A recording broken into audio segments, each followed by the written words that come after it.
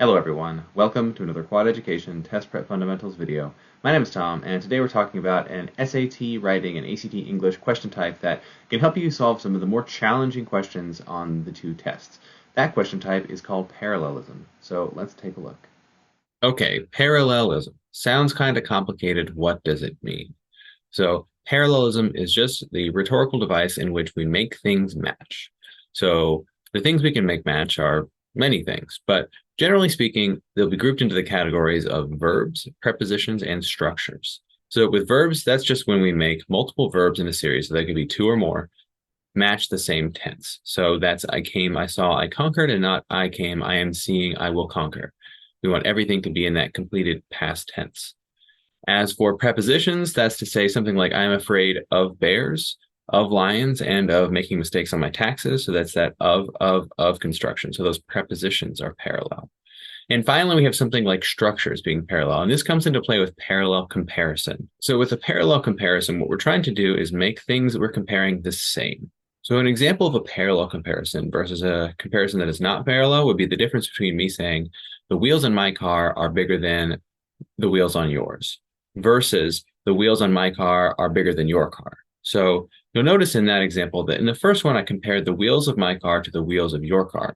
In the second one, I was comparing the wheels of my car to your car. And you would need to have a pretty small car in order for the wheels on my car to be bigger than your car itself. And so you probably understood what I meant when I said the wheels on my car are bigger than your car, because we all sort of make this mistake when we speak and nobody particularly minds. But as always, the tests really do care about this to an extent that is almost obnoxious. So it gets to the point where it almost feels redundant, but we need to remember that this is a rhetorical device and this is a rhetorical convention as well. And so we really do actually need to be parallel when we make comparisons like this. So when I said the wheels of my car are bigger than the wheels of your car, you could say that, or you could also actually shorten it a little bit to say something like the wheels on my car are bigger than those of yours. And so I'm using that those as a pronoun to refer to the wheels for your car. So keep that in mind as we look at some parallelism questions. So one little example, just to prove the concept before we look at the practice problems. I have this sentence here. It is clear to anyone looking at them that the neck of the guitar is much thicker than a banjo. So take a second and try to find out if I've made any sort of errors in this sentence or if it sounds okay to you. So hopefully you notice what I'm doing is I'm comparing the neck of a guitar to a banjo. And while a neck of a guitar, it has some thickness to it, it's certainly not thicker than the entire banjo itself, because the banjo, and I'm a terrible artist, but I'll say the banjo has this big circle at the bottom that's certainly going to be thicker than the actual neck. This is, just bear with me, this is a guitar. The neck itself of the guitar. So that is not a parallel comparison. What we're trying to do is say that it is clear to anyone looking at them that the neck of the guitar is much thicker than the neck of a banjo. Or if we wanted to use pronouns, we would say that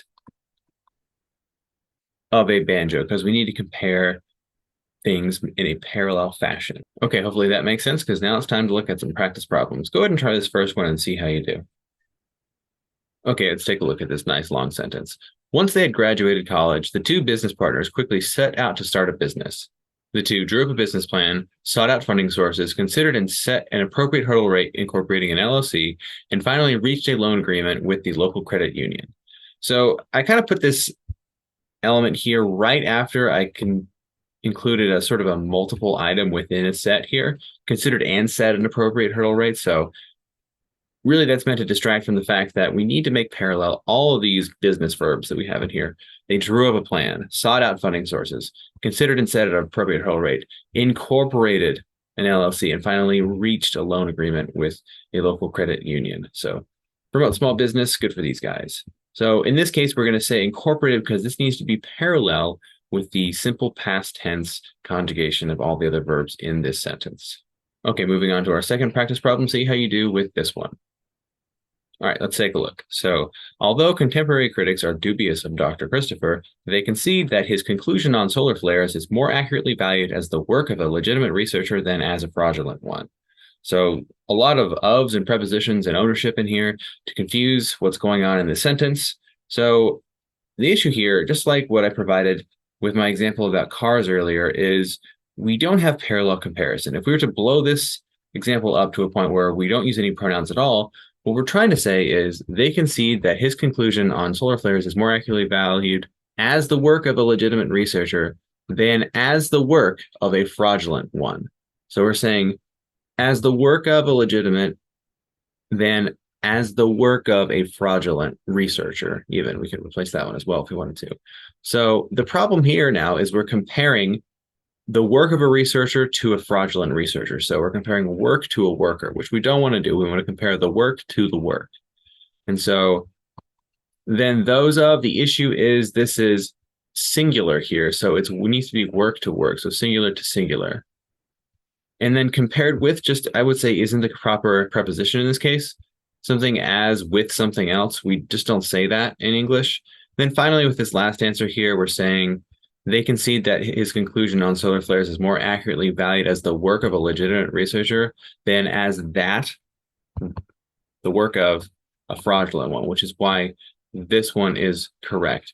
Even though than as that of really sounds awkward, it's the only option that actually maintains this parallel construction, which is necessary for parallelism to be maintained in this question. So that's a really tough problem, and I sort of model this off of a problem very similar to this from an official test, and most people miss that just because this is such a weird question. And that's how parallelism works in this test. You're making things match to an extent. Like I've said, it's almost obnoxious, but that's the test. They require it because technically it's correct. Okay, that's it for this video. Remember, with parallelism, we're just looking to make things match. And the ACT and SAT, for whatever reason, really like it when we make stuff match, almost to the extent that it's annoying. But remember, that's what they like, and so that's what we're going to give them. Anyway, if you found this material useful, we hope that you will like and share the video and subscribe to Quad Education. If you require any sort of tutoring, please reach out to us. Thank you for watching, and I hope you have a great day.